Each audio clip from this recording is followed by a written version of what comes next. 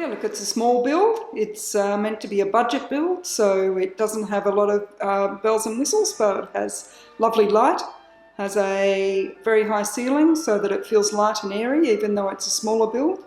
It has 2 bedrooms, a bathroom, a laundry and a toilet, so it's got enough for me. Built this last year, so with Brendan Wild and Wild Homes. I chose Brendan because I wanted a builder who would understand someone who wanted something a little bit different. You know, not your normal plaster brick veneer. So the windows are double glazed. They're not the best double glazed windows you can buy, but again, this build is to a budget, so they're working quite well.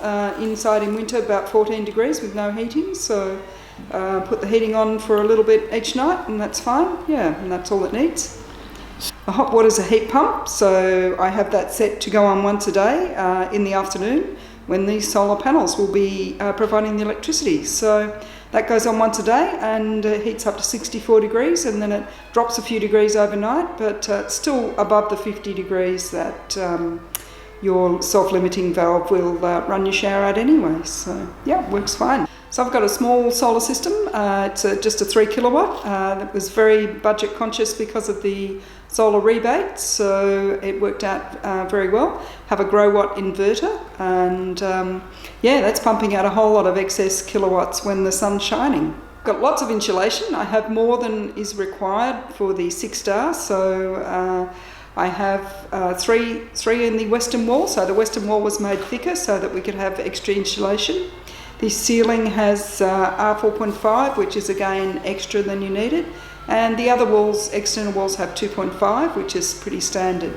That fits in with their 90mm stud that all the builders use. So yeah, so a few extras there, and also the internal walls are insulated as well. The air conditioning is a Mitsubishi Heavy Industries 7 kilowatt model. It has really good filtration systems and good for allergies, and it just does this main room.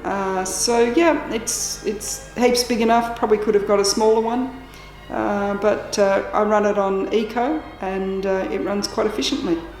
Out into the garden, I'm really happy that I have a veggie garden here, and I'm also really happy that even though I've got a small block, I can have a native garden on 2 sides, 3 sides actually, and out the front on the nature strip. So I plan to have quite a thick native garden to provide habitat for birds and small animals, and yeah, also give me privacy and shade. So waste is pretty simple. I'm composting some, use my green bin if I have lots and lots of weeds, and of course I recycle. So I try to have minimal waste. I maybe have 1 small bag a week of waste that goes out, but always trying to reduce. Being close to town, I can walk to a supermarket, I can walk to a post office, so very sustainable in those ways. I don't use my car a lot unless I'm going bushwalking somewhere. And yeah, it's just a lovely sunny small spot to be, and I haven't gone into a new subdivision. I haven't used up any of our precious forest land around Bendigo, so I'd like Bendigo to retain the city and the forest aspect, and being an infill build, yeah, that's a good way to get some more high density housing closer to Bendigo. We have seen that there's a need for small houses that work really well, really for the environment and for the people that are going to live in them. Like, people don't need giant houses.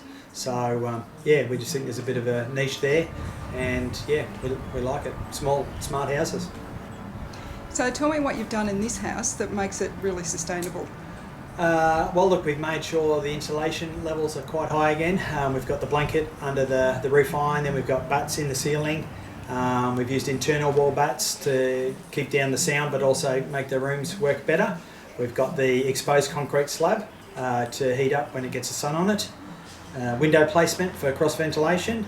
We actually made that thicker than a standard wall, so we could fit 3.5 bats just to make it that, yeah, a bit more insulation on that west end. The old little light door and the ply on the ceiling, which is great to just, even though it's a small house, it actually has a good spacious feeling to it with the raised ceiling, and it's just a bit of a nicer feature having a bit of ply, timber sort of feel in the room.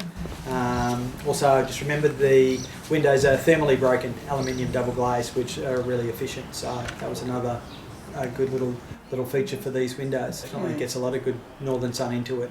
Yeah, very important.